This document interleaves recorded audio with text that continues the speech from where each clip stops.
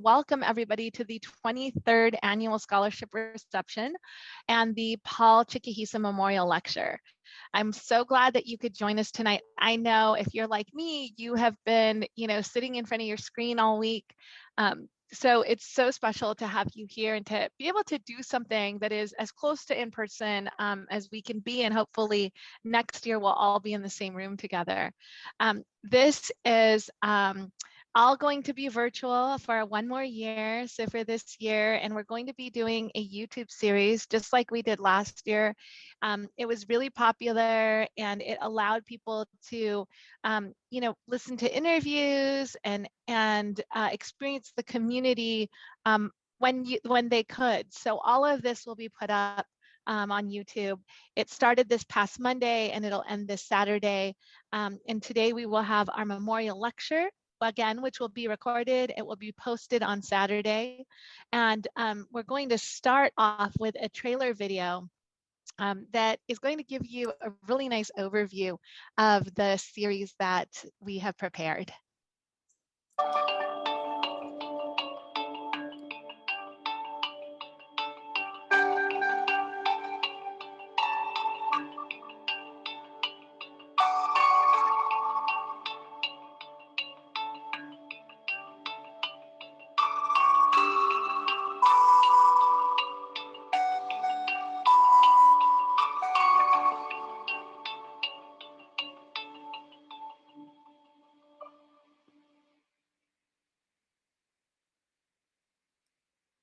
Good evening, everyone. My name is Jennifer Henry. I am the API Social Work Caucus co-chair along with Catherine Chang.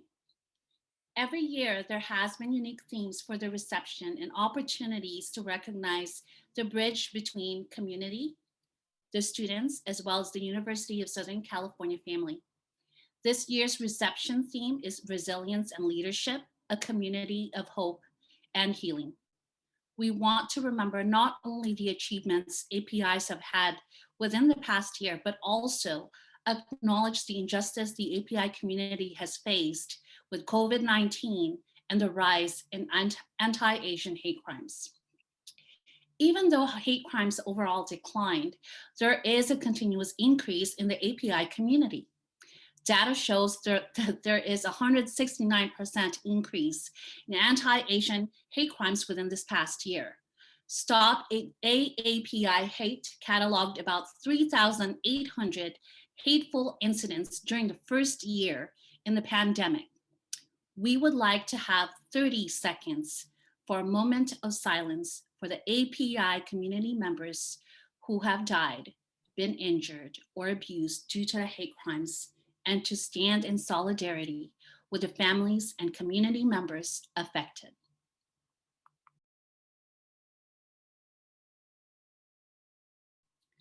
Thank you for that moment of silence. We take it, but we know that we can be silent no longer. AAPI hate crimes, indeed, all acts of racism, white supremacy, and misogyny must be named and fought. We would now like Gloria Chan, our secretary and treasurer, to read the poem Swell by Hoa Nguyen. It will be inside the chat if you would like to read along. Gloria? Thank you, Jennifer. This poem is called Swell by Hoa Nguyen. Swell, you can dream more, the earth swells, seeds pop. I glance at the prize, eyes closed in the glancing. It's not a time to run. I wear soft shoes, and it took a long time to walk here. Insects nudge me in my dreams, like the 5 honeybees plus the strange one. Intelligent bee glances buzzing to say, let me out. The fake lights confuses the source. Worker bee buzzed my neck directly, me not turning off lamps fast enough. Please, just open the door to the sun. Thank you, Gloria, for reading the poem. Now we wanted to share the background history of our caucus. The API Social Work Caucus was established in the 1970s and has had a long history at USC. The API Social Work Caucus is the only student caucus that has created and maintained endowed scholarships. In 1998, the first annual scholarship reception was held, and the first API Social Work Caucus scholarship was given out in 2000. As a recipient of this scholarship myself, during the first year of the MSW program last year, I know that the money we raise really does help future API MSW students to continue their education and future careers in our API community. And we would like to recognize Elinsa and Maya Tatikola, who are the recipients of the scholarship this year, 2021 to 2022. Hi, everyone. My name is Shayna. I'm one of the first year representatives for this year's board.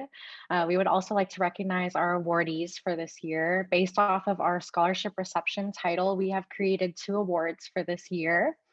Our first award is the Resilience and Leadership Award, and that goes to a person or organization that has shown strength and leadership in the AAPI community, especially during COVID, standing in solidarity with vulnerable community members and leading the way in creating a more just and compassionate society. We give this award to the Young Proud Sungji team, Emily Koo, Joyce Lee, and Maggie Chen, who we are very thankful to have met this year. They created a children's book called Young Proud Sungji as a way to educate children and families to engage in conversations about anti-Asian racism during COVID-19. Their video on their children's book, Young Proud Sungji, and their experiences as API women will be live tomorrow, and they are also here with us today. So thank you. Hi everyone, my name is Rebecca and I'm also a first year representative. Our second award, the Hope and Healing Award, goes to a person or organization that has been a source of inspiration and hope for the API community, especially during COVID. Working to encourage API individuals, families, and communities to look at the progress we've made and to look forward to all that we have potential to achieve. So we give this award to Joanna Cabreza Lau, who is a registered nurse at Kaiser Permanente. At the start of the pandemic, she was taken out of her department and became the RN lead for the COVID testing collection. We thank her for her work in this field and for being on the front lines this past year. She is part of our API interview video series, which came out yesterday, if anybody would like to watch. And we thank both of them for doing great work, and we hope that they'll continue to advocate for our communities.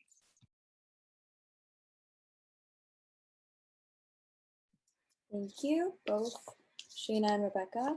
So today, as it is the lecture, we want to honor Paul Chikahisa and to explain the background and history behind the Paul Chikahisa Memorial Lecture. We would like to share this video.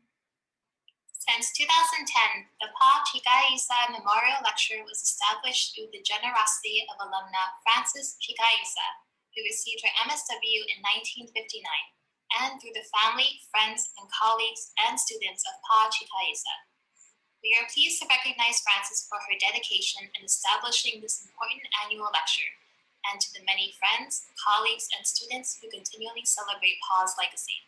Since its establishment in 2010, the Chikahisa Memorial Lectureship has featured a prominent speaker who embodies Paul's commitment to social work and to community empowerment. And thank you, Michelle, for introducing the lecture. And we just want to thank Mrs. Chikahisa. All right, so this year, our Chikahisa Memorial Lecturer is Mr. Jerry Won. Mr. Won is the founder and CEO of Just Like Media, an Asian American storytelling company whose podcast brands include Dear Asian Americans, MB Asians, The Jan Chai Show, and Asian Podcast Network. He has been able to partner with various organizations like McDonald's, the US Census 2020, and the US Department of Health and Human Services. Jerry speaks on a variety of topics, including the authentic storytelling and the Asian American experience in the workplace. We are so thankful that he is here to share about his work and how he is currently impacting the API community in so many ways. Let's welcome Mr. Jerry Won. Hi, everybody. Thank you so much for the invitation. Somebody said the word prominent, and I don't know how that fits into me. But first of all, I hope everybody's doing okay. It continues to be. Just I don't even want to, use not bad words, but it's been a really crappy time. Um, I don't enjoy watching videos unannounced on social media of people getting hurt, especially people who look like me and could be my mom or my daughter one day. However, these attacks continue to happen in cities, West and East Coast. And so, for a lot of us who are either in fear of our own personal safety or for the safety of people we deeply care about, um, it's a crappy, crappy time. And if this wasn't recorded, I might say different words, but the crappy, crappy times.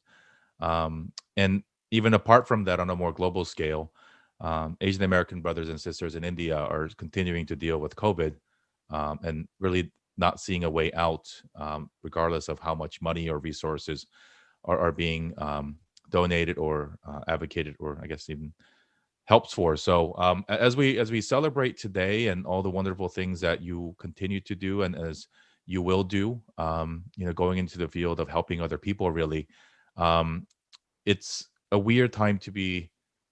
I don't even want to say celebrating, but commemorating what APAM means, what this memorial lecture means, and what being Asian American, or even just simply being Asian, means for us. I went to USC 20 years ago. I graduated in 2004, and it was a much, much different place. My Marshall friend Alex is here, and yesterday we learned that the undergraduate acceptance rate is now 12%. When I went, it was in the 30s, and so uh, I'll take it that people now think that I'm a little smarter than I actually was 20 years ago. But um, USC is an interesting place, and it's really nice to be even virtually back home to share with you a little bit of my own journey, with the hopes to resonate and just to share a little bit of space. And so, um, I was born in Korea, and I moved here to the States at age 8 in January of 1992, to a place just down the street from LA called Fullerton, which is statistically the most Korean place outside of Korea. And so, my American introduction, or my introduction to American life, was very different. On day one, I had cousins who lived in the area. On day one at school, I found friends that I could speak Korean to. And so, the sense of being otherized that so many of us have experienced wasn't so new to me. However, where I grew up wasn't very diverse. It was a lot of Korean people, some other Asians, and a lot of white folks. The LA riots happened 3.5 months after I moved here. And so, as a impressionable 8-year-old, never really having met a black person or a brown person, my first impressions, or even just what was then reinforced to me by my parents, their adult network, and what we saw in the media, just reinforced that um, some people were bad, and some people were to be feared, and then some people were not to be trusted. And so, that's the context of sort of how I was raised. And, my father is a physician, and the reason why we moved here was so that he could be a physician here again. And so our years here were filled with him getting re-licensed and going through training and internships and a residency for the second time, which actually led us to New York, into a much more diverse environment, where I attended high school there, made a lot of different friends. We're still predominantly majority Asian at my school. School's been in the news a lot lately for our lack of diversity, um, and came back out to attend USC. I share all this because I think, like so many other immigrant kids, I was driven to imagine the world and be successful in a very narrow definition of what my parents had defined what success would be. And what they didn't really say bluntly, and I don't think they even knew what they were saying, was that when they imagined for us to be successful and be respected and have status in America, they were telling us to be white.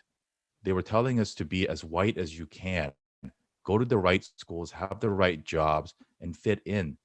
I don't think they ever used the word assimilate. I don't even know if that's a word that they are familiar with. And certainly the phrase white adjacency that is so common to us now is something I don't think they understand. They just wanted what was best for us. And they also wanted what was best for us given the context of where they were raised, which for my parents was the 1950s and 60s Korea, in the shadows of the Korean War, in the rebuilding of the economy, really, and outside of the context of racism and America and capitalism, really. education was really the only way out. And so, particularly as I talk to a number of you who are in graduate programs pursuing this noble duty of helping other people, even these things I think are sort of the outside of the context of what my parents would have wanted for me and for all of us. Um, I always joke. Now I speak for a living, whether through the podcast business or events like this, and I don't even know if my parents know what I do for a living.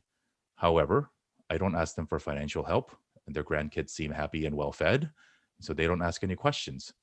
And so, you know, how I ended up here, being what my friend calls a professional Asian American, and how I hope to inspire some of you others in our collective voice to continue to be proud of who we are and to advocate for all of us, is that I spent the next 10 years after USC pursuing that level of professional success, job after job, industry after industry, switching from one place to another, hopefully thinking that if I got a different job with a different pay structure and maybe a better title and a fancier logo, that I'd find happiness, that I would find social acceptance. And as so many of us unconsciously desire the acceptance and uh, the blessing or the pride of our parents, who often never say, "I'm proud of you." So much so that when I met the woman who is now my wife, who was already a pharmacist by then, I convinced myself that the only way out of this was even more schooling. So I went to business school and took Kyunghwa all the way to Michigan so that I could earn my business degree and replace that even with more prestigious logos in the pursuit of this. Maybe if something, I will achieve the other thing that I really want. It wasn't really until I became a father of two and I got so frustrated and having a series of really unfortunate events within the corporate world where my racial identity and my ethnic identity seemed to be the only reason I was being treated differently by certain people and not being protected, and the people who were perpetrating these things not being held accountable for. That about 2 years ago, I decided that I should use my privilege and this voice that I have to advocate for us and dare to dream a crazy dream where I decided I decided to try to see if I could make a business out of telling Asian American stories. And the reason I decided to choose this because, one, as I mentioned, I graduated in 2004. So roughly 20 years ago, there were not a lot of Asian Americans doing different things. And perhaps there were, and we were just blind to it, right? As we sit here in memory of, Mr. Chikahisa, he was doing amazing things outside of the norm of what was acceptable, of what was encouraged by our parents. But were we there to tell his story? Were storytellers, were interviewers asking him to write books and to be on stages and to have shows? And no, because people were busy either trying to survive through their entrepreneurial drives or trying to achieve academic and professional success. And of course, the technology platforms were very, very different back then. And so we didn't have podcasts or Zoom or YouTube or any of these new tools, which I understand. But I often think what my life would have been and how it turned out, how different it would have turned out had I had those tools and those stories. And starting from a few years ago, as I talked to a lot of young folks in college and, speaking and mentoring, there's not enough today. And so what transpired between 20 years and now are that both of those things that we lacked then exist now. There are plenty of Asian Americans doing really cool and innovative and unique things, and the technology exists. And yet, up until very recently, the amplification of the Asian American story was far lacking, thereby limiting the ability for young people and even ourselves to be inspired by the stories that we hear and the representation that we see. So when I became a father of two, I decided that I did not want my kids to have this same conversation 20 years from now, that I find it unacceptable, and that I, having the privilege of education, of a great network, and just at the time what I thought was a decent idea to start asking people the first question of, how did your family become American? And to go down this rabbit hole of finding identity and journey and meaning through the origin stories of our immigrant, refugee, adoptee stories. I just went heads down. To be frank, COVID helped. Student loans paused, childcare payments paused. And so I was able to have a little bit longer runway than I otherwise would have had. And it wasn't until very recently, in the very nice bio that was read about me, because I wrote it myself, you heard some fun names and some reputable organizations, and I am now really proud and humbled to be working with them. Our little Instagram account that started 2 years ago is going to be the official content partner for McDonald's as they share their Asian American story starting next week. That's insane. That's crazy. Because for us, for so many of us, McDonald's was America, was the definition of what we thought about when we thought about America, the quintessential American food brand. And so what I want to share with you today is that I tried everything. I got the degrees. I worked at the places where so many of our younger friends would consider dream jobs or dream careers or dream companies. I had some good financial luck in some years. I was in sales and I worked hard, and none of that really seemed to fill the void that was left and that was only could be filled by this pursuit of authenticity. That I was thinking of, how do I look my kids and one day my grandkids in the eye and say, this is the world that I left for you.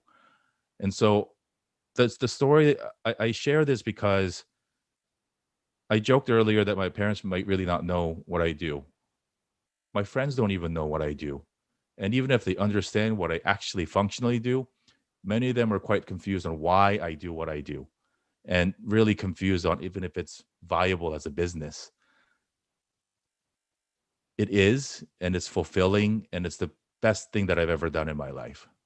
And I don't expect anybody else, and sometimes it's not advisable, particularly when you have 2 young children and you have grad school loans, to not decide to go back into the corporate world and to go down this crazy path of, can I start with a podcast and build a storytelling business from scratch? Don't ever do that. If my wife was here, she'd agree. And she'd tell you that I was crazy, and that at different parts, there was a lot of fear and there was anxiety and there was a lot of fights and frustration on what it meant. Part of it was stubbornness, part of it was conviction, but part of it was just this frustration that nothing else worked. As I shared earlier, I was told to go to the good schools. I was told to achieve, objective measures of success. And knowing now as adults, and knowing now a little bit more about how America was formed and how these structures and academic institutions are formed, the game was rigged against us. And yet here we are. Look at all of us. We're going to graduate from USC, or we already have. We get to go to school here. We get to, rub at least virtual shoulders with people who are going to go on to do awesome things. And we should celebrate that, because this institution wasn't made for us. This country wasn't made for us.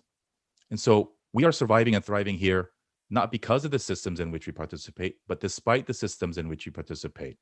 But we shouldn't let those logos and degrees and fancy letters after our name solely define us. Yes, have it be your definition, and let's be proud of it. But for so long, we are also taught to just go to the next hurdle. The myth of achievement, or the arrival fallacy of running towards something and getting to high school graduation only to be stressed about college, and getting to college only to be stressed about the first job. You'll find that, I'm sure you know this better than I do, there are a lot of depressed and confused doctors and lawyers out there who've run at every gate that they were told to. And when they finally get to the promised land, they say, what's next? Sorry, there is no next. You're just going to have to be a lawyer for the rest of your life. And they realizing that firm life is not as meritocratic as law school life, of school life, where the best doesn't get promoted. There are other hurdles that really make it difficult for people who look like all of us in this room to really have a fair shot at it. And so what I ask you today is to really infuse advocacy and action into, and activism into, what you do daily. Again, I don't advocate for people to step away from your day job and to start a podcast, even though in my case, it's worked. But timing was just key. I am busy this month, obviously, because it's APAM. Today, I still don't know how to process this crazy bit of information, but Apple Podcasts released their Asian podcast to follow for the month.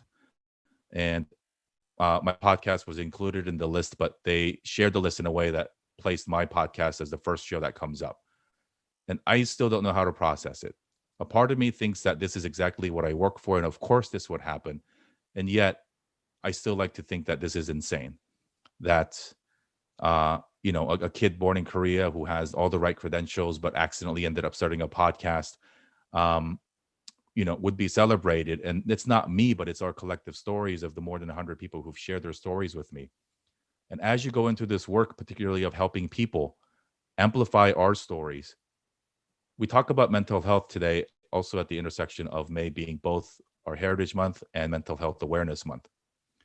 We don't know how to deal with any of this stuff because our parents were busy surviving, and they didn't know how to deal with it because, at least in the case of Korean grandparents, they were born into an occupied country and they had to deal with war.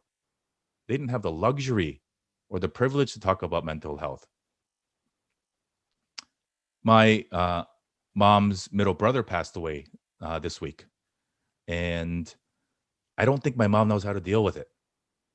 I haven't really talked to her, but she doesn't know how to process feelings because, being the youngest of 8 in post-war Korea, she doesn't really know. So I didn't really expect her to treat me or to tell me how to deal with my feelings or to voice them. But you guys are going to help an entire generation of folks process things, to help people through difficult situations. Yes, because of the excellent education you got here, but more importantly than that, because content without context means absolutely nothing. Simply by being who you are, and simply by having the shared experiences that make us who we are. And so I am so excited to be here and to share a little bit of this story. And like I said, it's crazy that I take care of my family and do this, just sharing Asian American stories. I often grew up, actually, there's one particular story I'd like to share, which was the spark moment that I knew that I had to start this show, which was obviously far before I actually started it. Depending on how old you are and depending on how in with old school hip hop culture you are, Damon John is either the founder of FUBU or the black guy on Shark Tank. In any case, he had a podcast and a book series called Rise and Grind a few years ago. And on the show was a Korean American entrepreneur named Brian Lee. You may know Brian Lee from LegalZoom fame, Shoe Dazzle, or The Honest Company, or now Bamco Ventures. He had Brian on the show, and Brian is in his 50s now, and he grew up here in America in the 70s as a son of a Korean American immigrant parents. And Damon asked him, what about your childhood and what about your upbringing really shaped your work ethic and the way that you see the world? And the answer is obvious. When you see your parents hustle without language skills, without connections, without legacy, and doing everything that so you can be who you are, we really have no choice but to outwork them and to give them that the honor of their sacrifice. So that's just the way that Brian answered. And in that moment, as a fellow Korean Asian American immigrant kid growing up, I wanted to ask him more. What did they do? What did you see? What were the feelings? Because I want to learn from him. Damon was not properly equipped because of his lack of immigrant experience, not to make light of anything that he went through, but because he didn't know what it meant to be an Asian immigrant kid, being made fun of and being marginalized for simply who we are. He did not know what follow-up questions to ask. So it was in that moment I decided I'm going to ask Brian one day all the questions that I've been screaming at him in the car because Damon didn't get to ask him. So I had that chance. I had him on the show as guest number 99, just before we wrapped up with our 100th episode a few months ago. And so that's why I think it is so important for us to really live and be authentic in our identity. Whether it is social work, whether it is business, whether it is law, it is not meritocracy. It is not the content that will get you noticed. It was not the content that will get you celebrated or promoted. It's the context of who we are, what our shared experiences are. We often talk about the lack of, mental health professionals who look like us. And that's a part of the problem, because I'm sorry, if I have to talk to an old white person, I'm going to spend half the time explaining to them the very simple things that make me Korean. And they still won't get it. And so love what you guys do. Love the next generation that you are inspiring. And so I don't know what the future is. I know that this month has been difficult. The last, what the media will call the last 90 days has been difficult. What other people might call the year of difficulty, we know to be a difficult life and difficult generational trauma that we've had to deal with in this country. So I don't know what the future looks like, but I have no choice but to hope, because we're all in this work of amplifying our voices, that we leave it in a better world for my 2 kids. And so the work that I do, even though, again, somebody said some really nice words about me earlier, it's very selfish. I just want to leave a better world for my kids. That's it. Because I'm not going back to Korea. None of us are going back. So if we're going to stay here, what are we going to do to make this a better place? And so I thank you for doing the work that you all do. I thank you for the invitation, particularly to Rebecca, who I only found out after the fact when she DM'd me on Instagram and said, I found you. And so thank you for your support, to Annalisa and to Jennifer and Catherine. Thank you so much for not only doing what you do, but for using opportunities like this to bring me along and to help all of us share our stories a little bit more. So I don't know how we're doing on timing, but if anybody has any questions, would love to see if we can get to a couple of them. If you don't feel comfortable asking the entire room, you can DM it to me privately. But what I will do, because why not? Let's see. That's my personal email address. That's my Instagram, and that's my LinkedIn. So please keep in touch and do say hello as you navigate and go on to change the world. Great. Thank you so much, Jerry. This is so great. I'm gonna try to ask some questions to get us rolling, and then if folks want to drop some questions in the chat box, that would be cool. Or just raise your hand. Use that little reaction button at the bottom. I love this podcast, and I'm so glad that Apple is featuring it. And how many episodes have you done? And can you share some of your favorite stories? Maybe just one or two of your favorite stories on the podcast. Yeah. So we've done 111 episodes. I did 100. Jonathan Wong from APAS interviewed me for episode 100. And then the last 2 months, I actually had a guest host for each month. The idea was to spend the second year bringing in other Asian American voices to have them host. And then said hamburger company said, maybe we want you to be the voice of your podcast that we're sponsoring. And so I am jumping back in the host chair for the foreseeable future. My favorite moment, I had two cousins on the show. One is a direct cousin from my dad's side, and it was really cool to share stories with him. The second cousin, I actually didn't know that he was my cousin until the show aired, which is crazy. I know. Our fathers are cousins, our grandmothers are sisters, and so it goes a little way higher. But based on where we grew up, and our paths didn't cross. So I interviewed him, told the whole story, and when the episode aired, his dad said, "Hey, you know that's your cousin, right?" And I was like, "Wait a minute, who's your dad?" And it turned out that his father, I grew up with him. He didn't have a kid at the time. Daniel's much younger than I am. And we'd go visit him at his store. And the last time a few times ago, we were in Korea 10 years ago, like he hosted us for dinner. And it's an uncle that I considered, at a very young age, pretty influential in my life. And so that's the story I would tell. People don't believe it. And they're like, dude, how do you have your cousin on your show and not know that it's your cousin? But I did. But the coolest thing about him is that he is now moving away from it, but he's a Korean American male ballet dancer. But also is educated because his parents sent him to Harker School in the Bay and then went to Swarthmore. So after pursuing higher educations at that level, he said, screw it, I'm going to go dance. And so I'm sure his parents are very, very, very pleased with his career choice. Yeah, I bet. I can just imagine that at my dinner table growing up. So,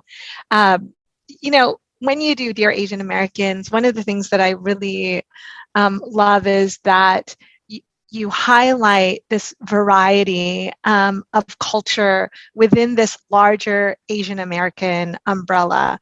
Has it been surprising to you to see similarities? I guess on both sides, the similarities and the stark differences that have come up on your show.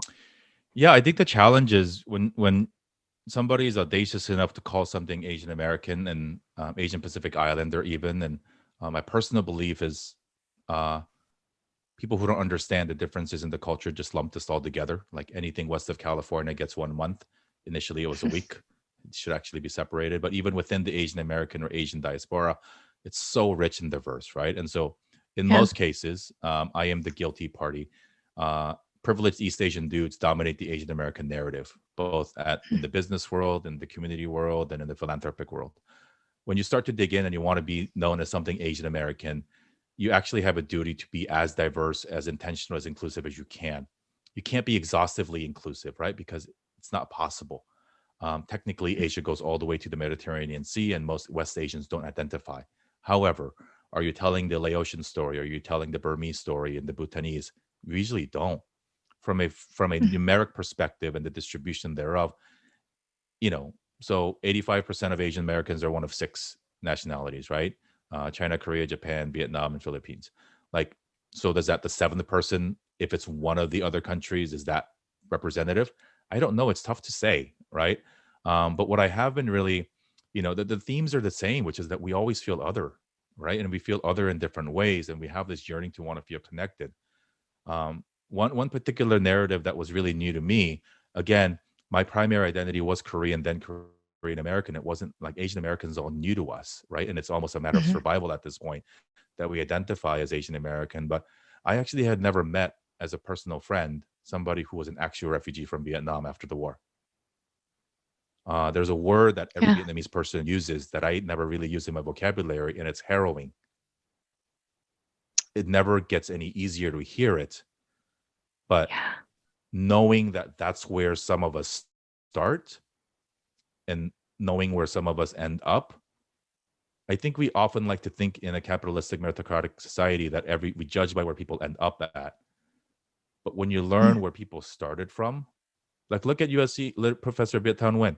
How does a kid who came here on a boat end up winning the Pulitzer Prize for a language he wasn't born with and still get racist things thrown at him? Doesn't make any sense. He should win 10 awards because privileged white people whose entire generations went to Harvard don't get that, right? And so it's all relative, and I think it's all contextual. But yeah, it's wild. And I think and one thing that I'll say is I think what I've learned is that Asian American, Korean American, Chinese American, they're not the infusion of 2 cultures. If it has not already, it will become a new culture. And so how do we define that for us? Like I'm not, my Korean and Americanness don't sum 100. It's just Korean American now. Because like I said, to say that I'm a part of another means that I can go back and fake it in Seoul. I cannot. Right. And so what does that mean? I mean, so many of our Japanese American friends are 4th, 5th, 6th generation, right? I was born there. So technically my kids are going to be 2nd generation, but their definition of what Korean American identity means is so different than what I went through. And so how do we figure that out together? We'll see. Yeah, that's really deep to me. We have a question in the chat, but I just kind of wanted to follow up on that. And this kind of, even when we members of the community are reaching, these quote unquote kind of successful benchmarks, like the Pulitzer Prize, and then, I hear so many of my colleagues say they can teach a flawless class, write an incredibly insightful book, and they're still being, shamed by language or accents or how they look. How do you think that is, as you amplify these stories? What is the hope of sharing these experiences, and how much of this amplification is reaching the mainstream? I'll start with that question. If it reaches the mainstream, good, but that's not the intended audience. We don't whitewash our stories, or I don't really care if a white person ever listens to my podcast or any Asian American podcast. The goal, again, is like it's dedicated to my daughter because I started on her birthday. I want her to listen to it one day and to dream and to be inspired and say, holy crap, like Appa's friends do all this cool stuff. What can I do with my life? Because again, we didn't have that. And I started pretty privileged. My dad's a doctor, right? So, and if I'm having these issues and if I'm having these conflicts internally, what do other people who aren't as privileged have to deal with? I don't know. So let's level the playing field for it all. In terms of the inspiration point, it's simply that, like, representation alone doesn't matter, right? We know that. Whether you're Black or Asian or Latino, we have way too many politicians who look like us but don't care about us. And so that's not it. So it's contextual representation that matters. Sure, I've had people on my show who probably I don't agree with or see eye to eye politically. And it's not an echo chamber of people who think exactly the way I do. But regardless, if we roll it back, like where we started and how we came here and the stuff that we went through is very, very similar. Um, and in terms of sort of objective markers of success, as I shared before, like celebrate it, but don't celebrate it too much, right? Like don't. I guess this put it this way: celebrate not what don't celebrate the Pulitzer in a way that that's the actual thing, but celebrate what it represents, right? Celebrate the impact that the numbers or the awards really signify. And so to put it in sort of a social media context, like when you reach these markers of I have 1,000 followers, I have 10,000 followers, whatever it is, it's not that you have these followers that should be celebrated, but it's that your message has resonated with enough people that your impact continues to grow. And so, and then that's a very, nuanced differentiation, right? Because for every person that you follow, it almost seems like they're bragging. Is it not like, oh, I have 10,000 followers, yay, me, I'm popular? No, but at some point, we don't know. I don't think I know 10,000 people personally. And so at some point, your message overflows your personal bucket, and then strangers and degrees of connections come follow you or to, resonate with your message. And that's the impact. And so that's what I would, really focus on. Like, again, I don't care what school you went to, but what are you doing with that? Because there are other people who didn't go to your schools and they're having similar impact. So, but celebrate it all, celebrate everything as often as you can, because we don't do that enough. And again, recognize that we are thriving, not only surviving, but thriving for many of us professionally and academically in a rigged system. And take that for what it's worth, but it wasn't built for us to have equal chance. Yeah, I'm gonna come back to that because I love that line where you said this institution wasn't made for us. But I do want to get to the question in the chat box, which is, can you share maybe one or two lines about your other podcast brands other than, great. Yeah, so the one that I'm most proud of is the Chanchi Show, which is 3 Korean American adoptees who actually have never met in person. They were all former guests on Dear Asian Americans. So I made 3 adult men become friends and said, you should start a podcast together. And they happily did. And I'm not adopted, but I feel like that's a very, unshared or, so put it in the context, there's about 2 million Koreans in America and 100,000 are transracial, transnational adopted. So 5%, 1 in every 20 Koreans here were adopted, mostly by white people, mostly in areas that don't have any culture or connection. So very proud of that. MB Asians is a show. Right now, it's in its 2nd season for and by Asian international students pursuing their MBAs in the States.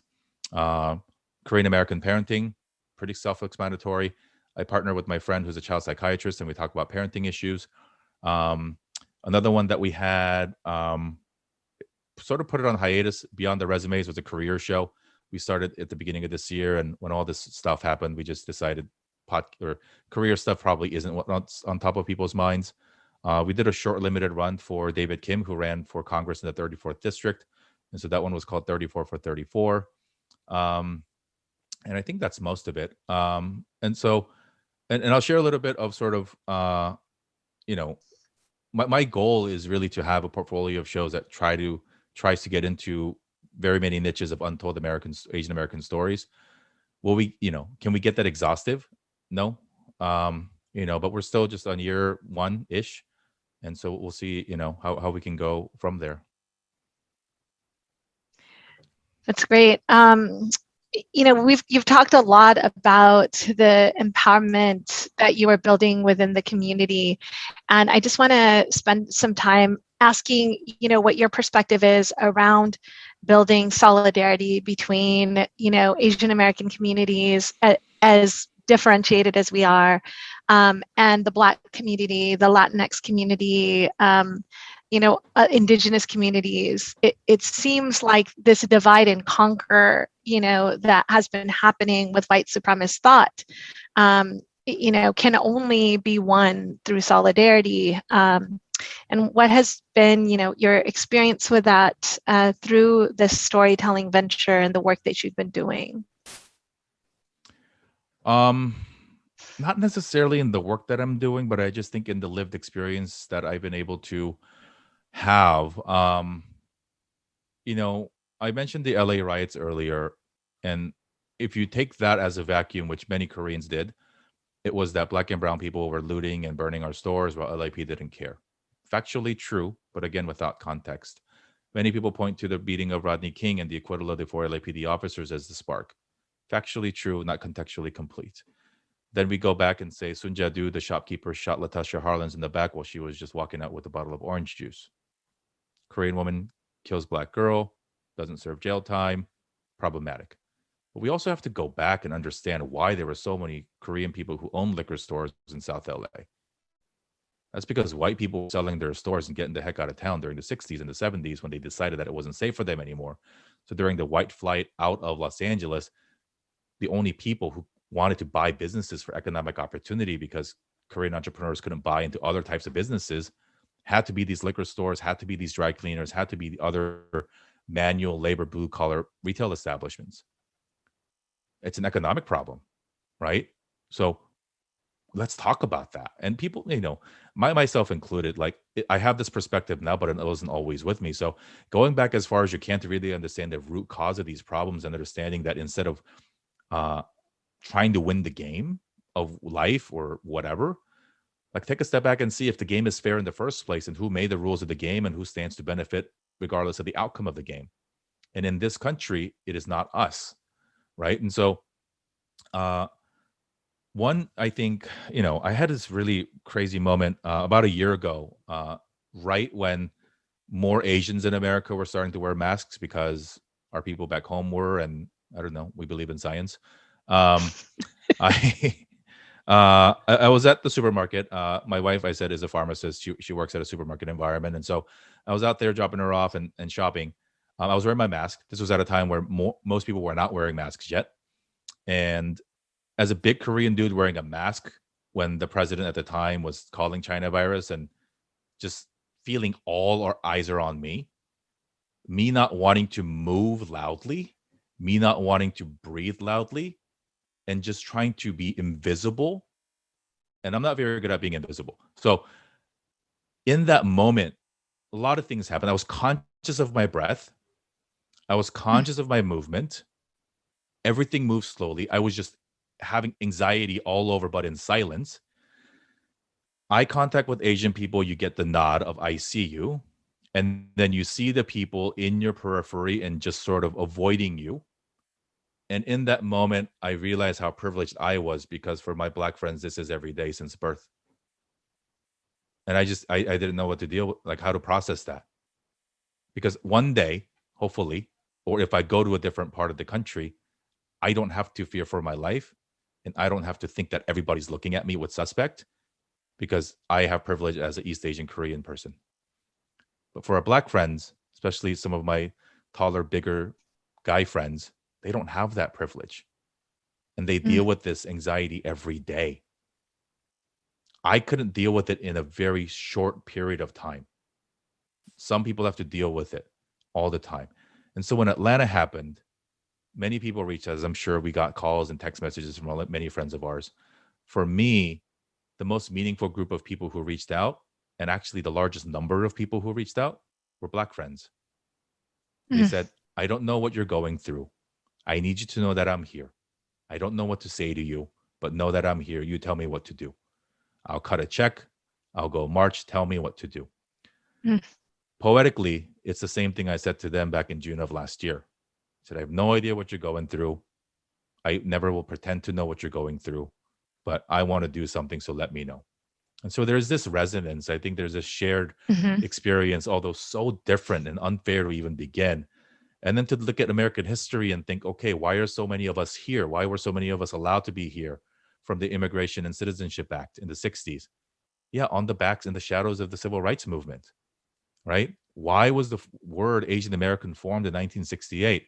Because we wanted to stand by Black people as they fought for ethnic studies at San Francisco State.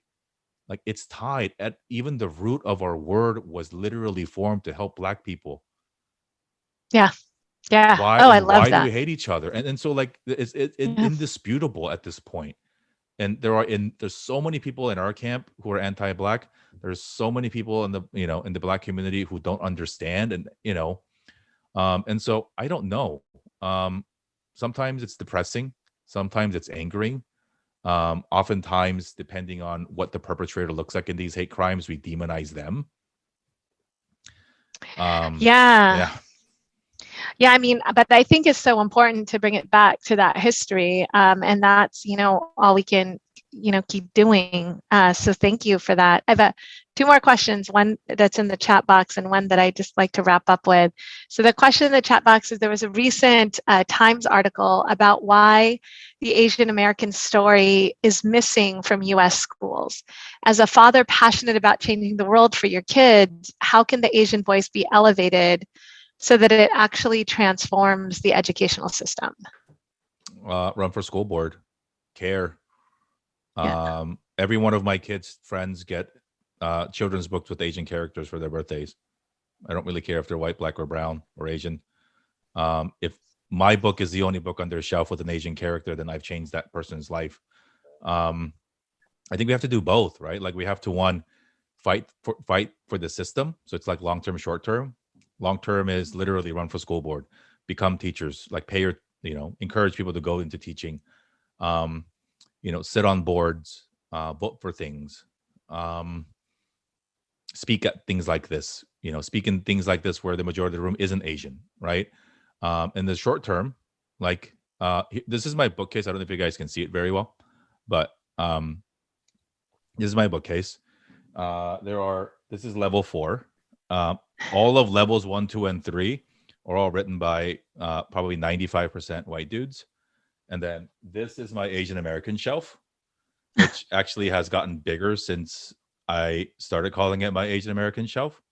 But it starts with 2 things in that regard too. It starts with 3 things. 1, reading it ourselves, gifting it, sharing it with other people, and us writing these books. Somebody found me who's a literary agent a few weeks ago, or maybe a month or 2 ago, and this is so ironic because I say these words to people all the time, so I know that the impact it's supposed to have, which is, I think I want to tell your story. And he got me on a call and he said, I want you to write a book called Dear Asian Americans. And I nearly lost it, right? Because I'm like, you're saying the same thing I say to people. I know how this works.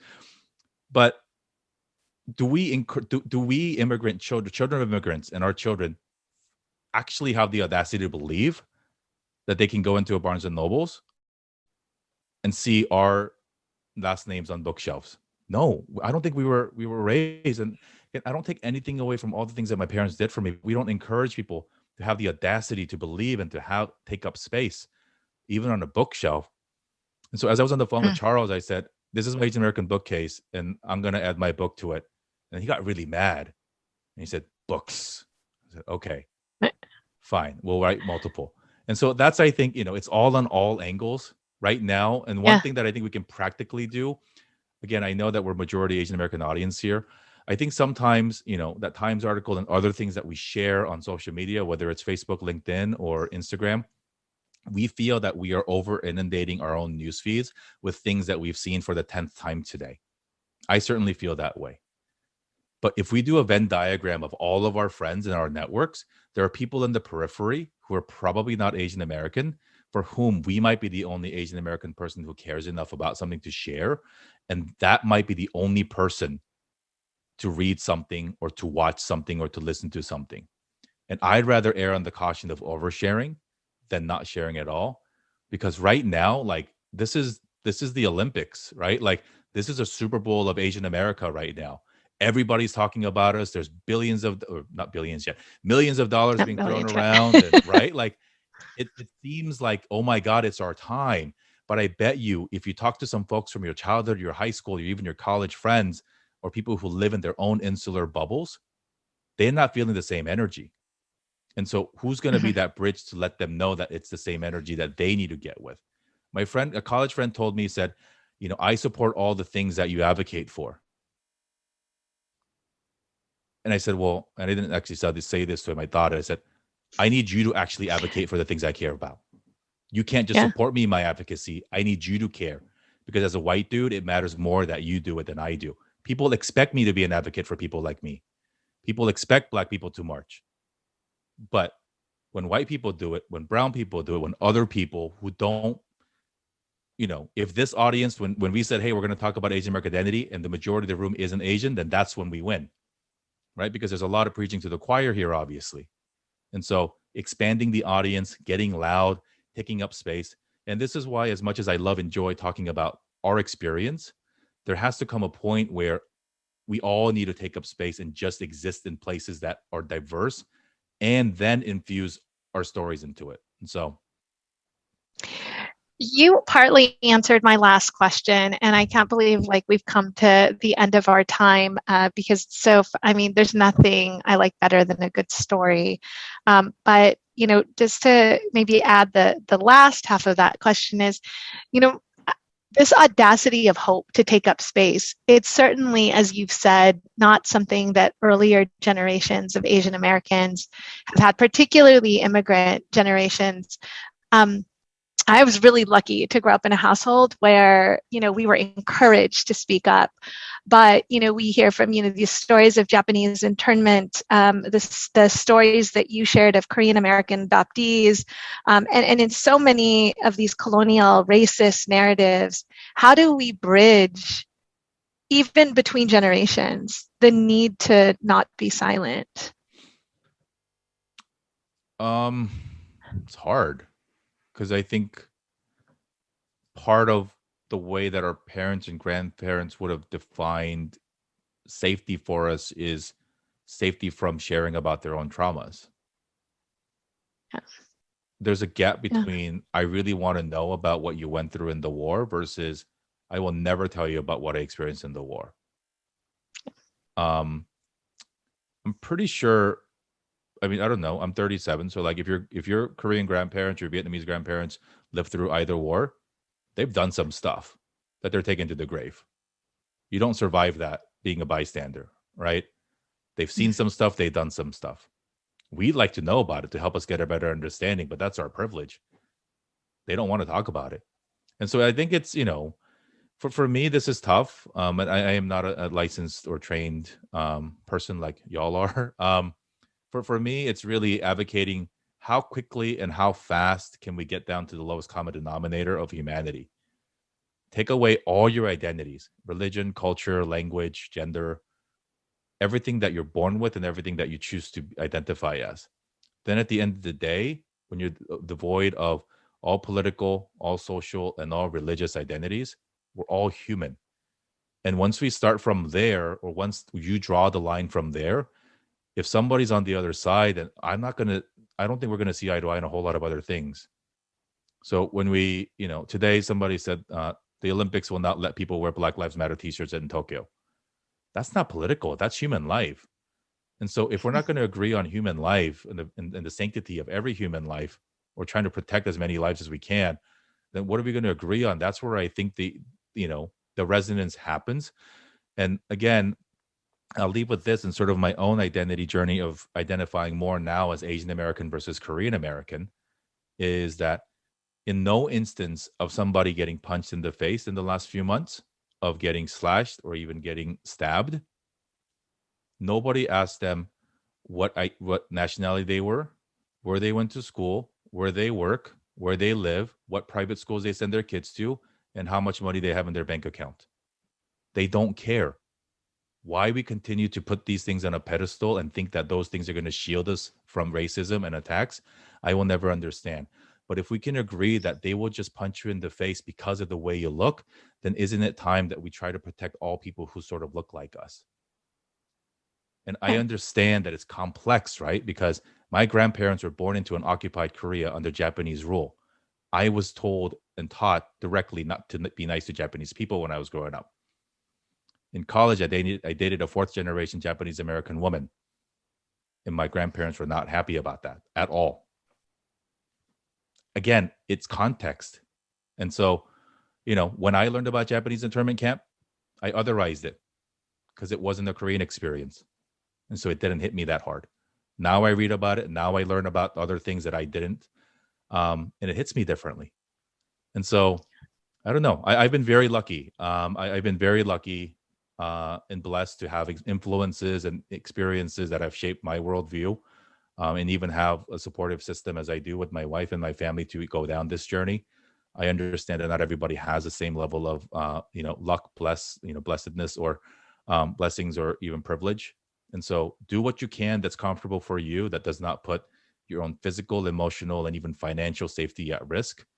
But up against that, push as hard as you can. Say the things that you're scared to say, and realize that when you do, um, people will find community with you and for you. And so it's scary. It's scary times. Yeah. I, Yeah. I don't want to go out. Like but you know what happens when we don't go out is they win, because that's what they Yeah. want. And so can't have that. Thank you so much, Jerry, for all of these important pieces that you've given us to think about and to practice, put into action. I'm going to turn it over to Catherine.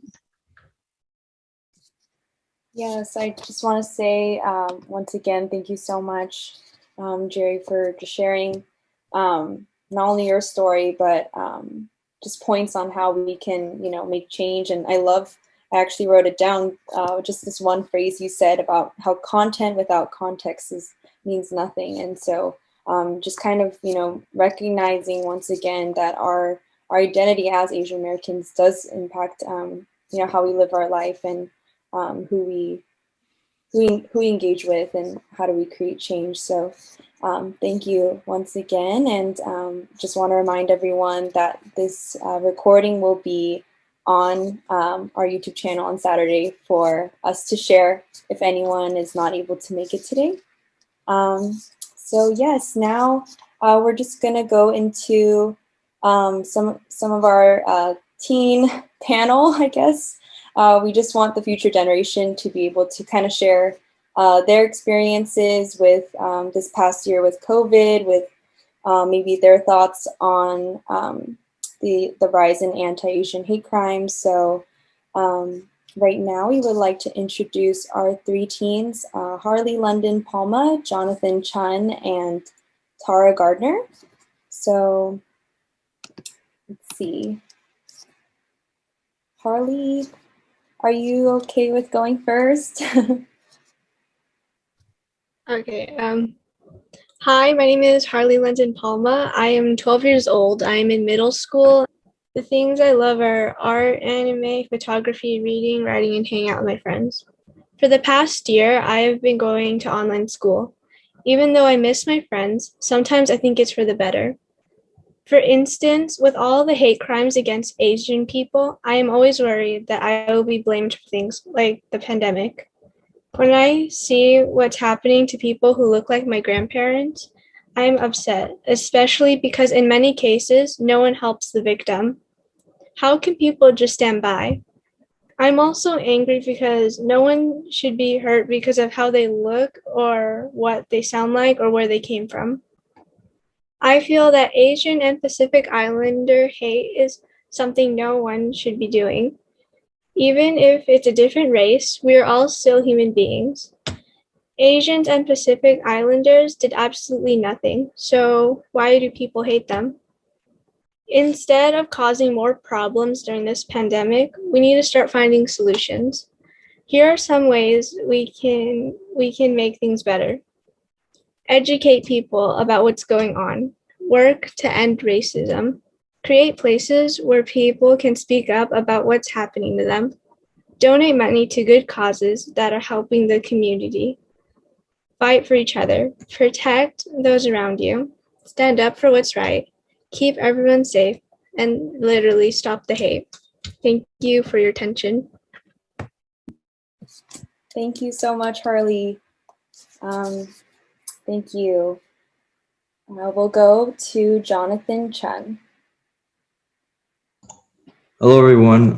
My name is Jonathan Chun, and I am honored and excited to be here today to share my experiences as an Asian American. I am currently 17 years old, and I am a junior in high school. As a Korean American, there are so many things in my culture that I'm thankful for, from the cuisine to our language and yearly traditions. There are also many communities that represent my culture, such as my church, my close friends, and my family. We share so many unique experiences that make my life more uplifting and positive. Although I have not personally experienced any Asian hate directed towards me, I know several people close to me who have experienced hardships due to racism directed towards them. I've also seen countless stories on the news about Asian hate crimes, and every time I come across one, I am sad and frustrated by what I'm seeing. These events have inspired me to take action in my own life, and through a club I am participating in called Dear Asian Youth. Dear Asian Youth is an Asian activism club that is led by high school students. Through this club, I have had the opportunity to express my Asian heritage and spread awareness about various aspects of Asian culture. Our club has used social media and organized various events to spread Asian awareness throughout our community. As I continue to get older, I would like to continually express myself and my Asian pride, especially during Asian American and Pacific Islander Heritage Month. Even though I may be young, I want to make sure that my voice is being heard and my opinions are being shared with the rest of society. I hope that as Asian Americans, we continue to fight against Asian hate and express our amazing and diverse cultures. Thank you. Thanks, Jonathan. So Tara, if you're there, great. Hi. So my name is Tara Gardner. I'm 17 and from Seattle, Washington. Last March, I competed in the Miss Washington Teen USA pageant, and with this pageant, I was able to create my platform called Inclusion is the Solution. I'm really passionate about speaking up against Asian discrimination, which was the focus of my platform. So with the goal to bring awareness, I had a goal to help eliminate Asian hate crimes. And over the past year, an increase in hate crime against Asian Americans has skyrocketed by a percentage of 169. This statistic is terrifying and really heartbreaking, and the pandemic has exacerbated the problem with Asian hate by so much. Across social media, there's been more cyberbullying against API individuals, and comments on both mine and other people's posts, such as coronavirus, bat eater, go back to China, when the post has nothing to do about the coronavirus, is both disgusting and it's really horrible. And it's so outrageous that teens and even children are receiving this aggressive and cruel treatment. So the pandemic has affected all of us, but particularly with the increase and severity of hate crimes and incidents against the AAPI community, this should raise an alarm bell in all of us. However, Asians have been facing discrimination and oppression for far longer than just the pandemic. In the late 1800s, Chinese workers were blamed for bringing disease and causing the epidemics, and in 1942, Japanese Americans were seen as spies and locked up in internment camps. In 1987, Vincent Chin was beaten to death by 2 white men solely because of the hate. The good news is there's a lot of awareness going on right now, and today, Asian American business leaders such as Jerry Yang of Yahoo and others are putting together a plan against Asian hate and discrimination. They're attempting to rewrite the school curriculums and to highlight the history of Asian American history in the US. I'm really proud to say that I've seen so many social media posts engaging in the trend to stop AAPI hate, using hashtags such as Stop Asian Hate. It's so important that we take advantage of this and use social media to educate ourselves and others about the history and current events of AAPI hate. Can we just give all of them applause? That was so great. And, we thank you so much for sharing your stories, for being vulnerable with us tonight. And especially as young teenagers, they are our future generation, and we need to bring light to their experiences as well. So now we will transition into our breakout rooms. As hopefully you can see, we will have 4 breakout rooms that relate to our title of our scholarship reception series, as you can probably see up here. So we'll have one room called Resilience, another called Leadership, the third one is community, and the fourth one is hope and healing. So 3 questions. So you can pick the room that you feel that word resonates with you the most. And so the first question is, what does the word or the room that you're in mean to you? What is one takeaway from today's memorial lecture? So it could either be from what Jerry wants to share today, or from any of the teens, or just anything you learned today. And then the third is, what can you do in your role? So as a student, as a family member, maybe in your job, to create change and educate others about the API community. So yes, you can choose on your own. If you need any help, please let us know. And we'll be in there for about like 10 to 15 minutes.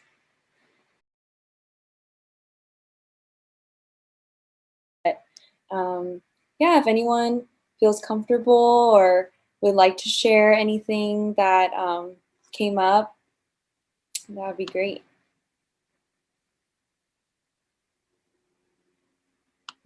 Yeah. Yeah, so the group that I was in was the leadership group.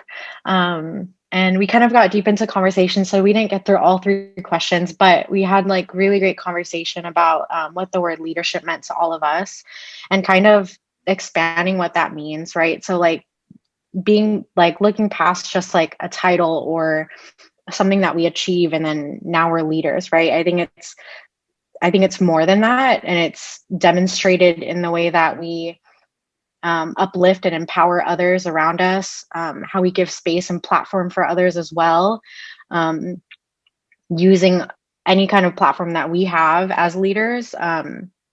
So yeah, that was something that we talked about. And if anyone in my group also wants to jump in and add, please feel free to do so.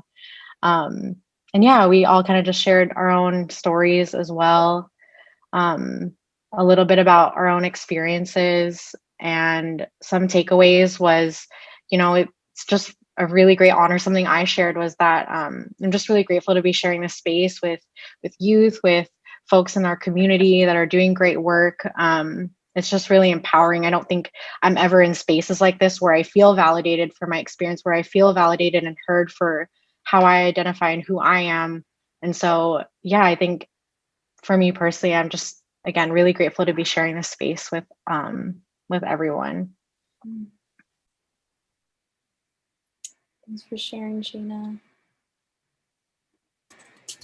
If not, then no worries. I think Shayna did sum it up so beautifully at the end, how, yeah, in some ways, like, I completely agree that there aren't many spaces at USC, at just in general sometimes, where we can have a space to just feel comfortable and share our experiences, but also like encourage and empower each other to continue to do good work for our community. So I just want to thank everyone again for joining our scholarship reception and Paul Chikahisa Memorial Lecture.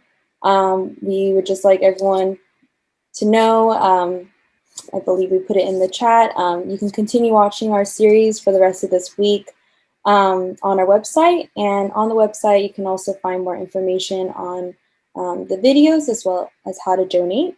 And we do want to reiterate that by making a gift to this fund, you support scholarships that help students receive financial support to become future social workers. So we just thank you so much for coming. I know being in over an hour and a half of Zoom could be kind of tiring, and so we just thank you for your time and for listening. We thank you, Jerry, for staying the whole time as well. And yes, have a good night. Yes, thank you again.